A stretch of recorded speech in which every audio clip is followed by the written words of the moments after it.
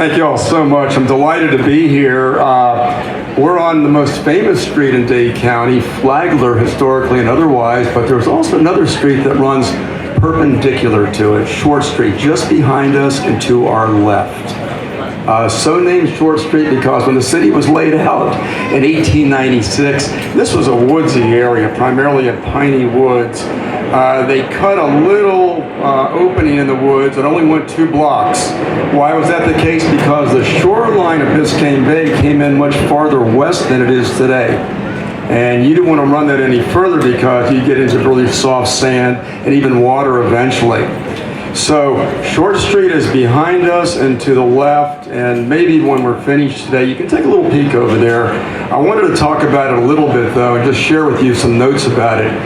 How is it possible that the city of Miami today with about 470,000 people, Dade County with 2.72 million people, had just the city of Miami in 1895, according to the Florida State Census, 9 people living at the mouth of the river.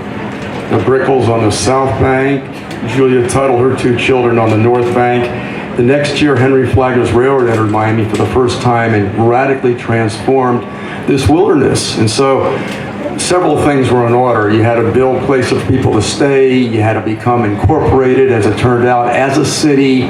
You had to lay out some sort of a grid system, which they did.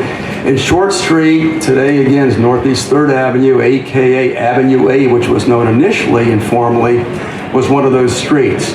So when we talk about Short Street very briefly, we're talking about a street that evolved as the city evolved. And it's hard to imagine this because when the city evolved, beginning in 1896, downtown was not only the center of everything, but it was also the residential center. And so on Short Street, you would have found some handsome wood-framed homes that began to appear clearly by the beginning of the 1900s, spaced fairly far apart. Among the people that lived there was the family of William Burdine, later part of Macy's department store chain. He lived there, a man named Waddell, allegedly the first real estate, not the last, broker in the city and county. As time went on, the residential basis of that gave way to hotels as well as institutions, so that by the late 1910s, you had the YMCA building on today's corner intersection of Northeast 1st Street and Avenue A, Short Street.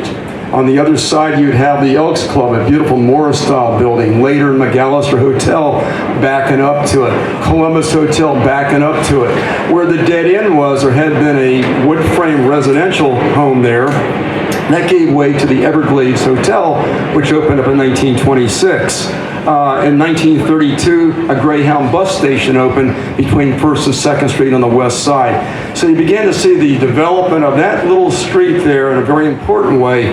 We shouldn't forget, though, that long before that happened, our first railroad station, which was situated at the rear of today's Miami News Freedom Tower, our first railroad station kind of looked out in a southerly direction, in the direction of Short Street. And so if you were a drayman, somebody who in a horse-drawn carriage would bring guests to the Royal Palm Hotel, which stood just 2 blocks down, and Royal Palm Park, which stood in front of it, you would come down what was called North Bay Shore Drive. You would duck in at Northeast 2nd Street. I'm using today's numbers.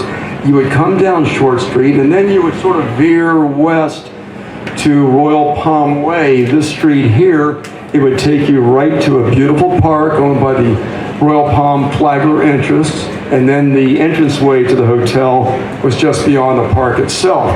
So Short Street played a big role in the early history of Miami, and it evolved as downtown evolved.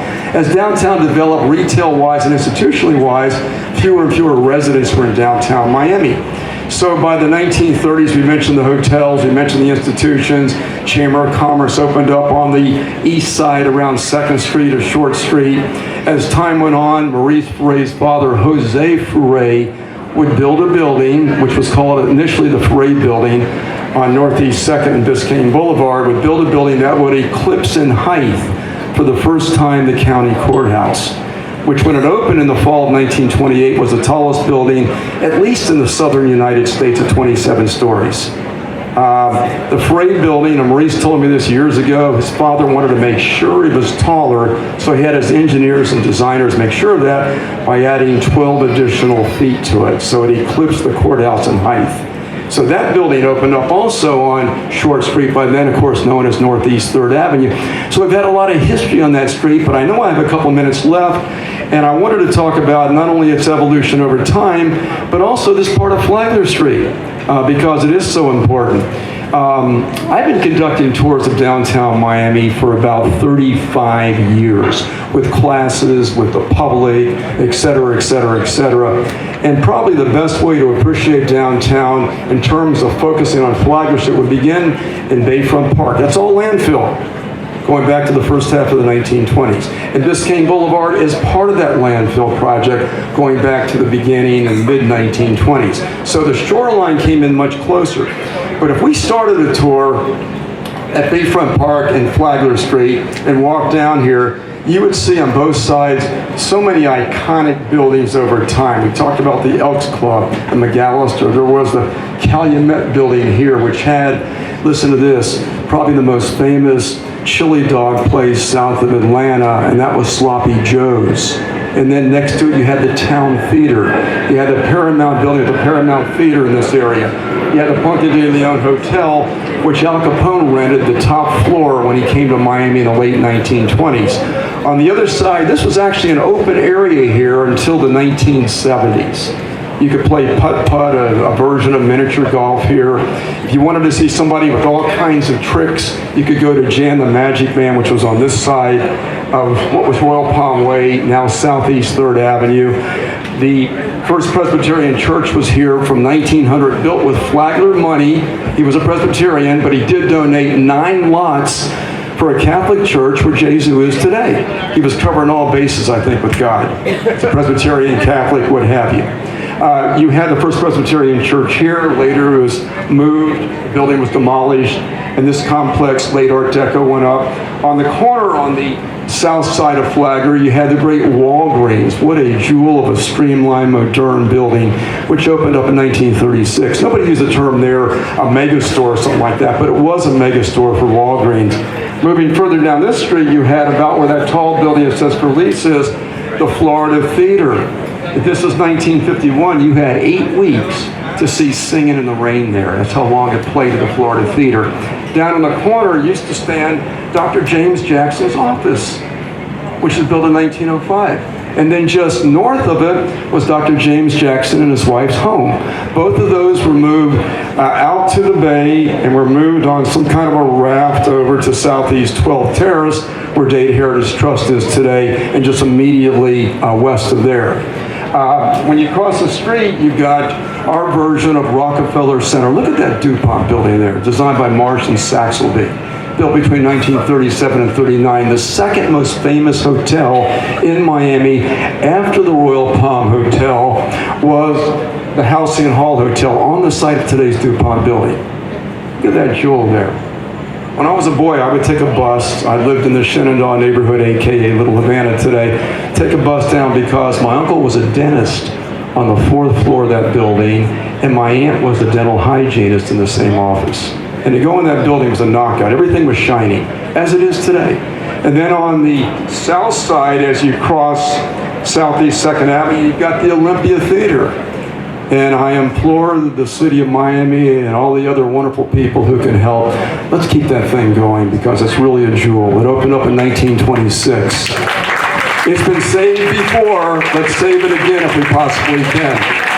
And we can go all the way down that street. We can see the site of the First National Bank of Miami, which is on the corner of Northeast 1st Avenue and Flagler Street, the only bank in downtown to survive the Great Depression. Across the street were the Three Sisters, and then all kinds of retail. Incidentally, just as an aside, when World War II was over, Harry Truman, President of the United States at that time, stood before a bank of microphones and announced that in his presidential study, this was on the 14th of August, 1945. Those microphones, no cameras, represented radio. There was no commercial TV at that time permeating the United States. And the celebration here just broke out impromptu. Short Street and its hotels hosted men and women in uniform for the U.S. Navy. In fact, there was even a submarine chaser school over about where the American Airlines Arena is today. And so when news came out of that, the VJ Day, the Japanese surrender, everybody converged on Flagler Street.